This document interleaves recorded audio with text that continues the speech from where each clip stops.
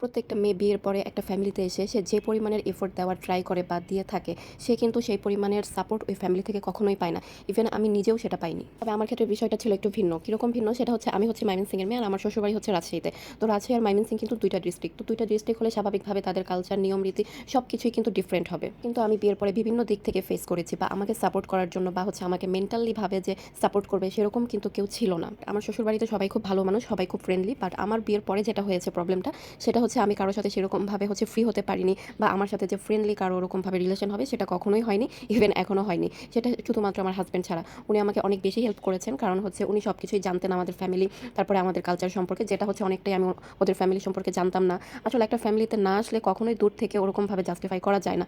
আমার কোনো দিক থেকে কোনো প্রবলেম বা কোনো কিছু ফেস করা লাগে না ওরকমভাবে, কারণ হচ্ছে আমি এখন অনেক টেকনিক বা হচ্ছে অনেক কিছুই বুঝে গিয়েছি কিভাবে আসলে কি বলতে হয় বা কোথায় কি করতে হয়, যেটা হচ্ছে আগে নিজের মতো করে করে ফেলতাম, সেটা এখন এখন অন্তত সেই দিকটা থেকে অনেকটা দূরে থাকি। যেটা করা উচিত বা যতটুকু বলা উচিত সেটাই হচ্ছে বলি বা করি। আমার কাছে মনে হয় যে প্রত্যেকটা মানুষেরই পার্সোনালিটি আছে আর সেটা অবশ্যই বজায় রাখা উচিত। তো আমার কাছে মনে হয় যে আমি নিজেকে কিভাবে সবার কাছে প্রেজেন্টেশন করতেছি, সেই প্রেজেন্টেশনটাও কিন্তু একটা ফ্যাক্ট। সেই ফ্যাক্ট ধরেই কিন্তু তারাও সেম বিহেভিয়ার করবে আমার সাথে। আসলে সবার ভালোবাসা পেতে হলে, দেন সবার মুখে মুখে থাকতে হলে না, সবার জন্য একটু স্যাক্রিফাইসও করতে হয়। সময় শুধু নিজেকে বা নিজের কথা চিন্তা করলেই হয় না। আজকে যদি সেটাই আমি করতাম তাহলে বাইরের সবার কাছে ভালো থাকতাম, কিন্তু নিজের পরিবারের কাছে অনেক বেশি খারাপ হয়ে যেতাম।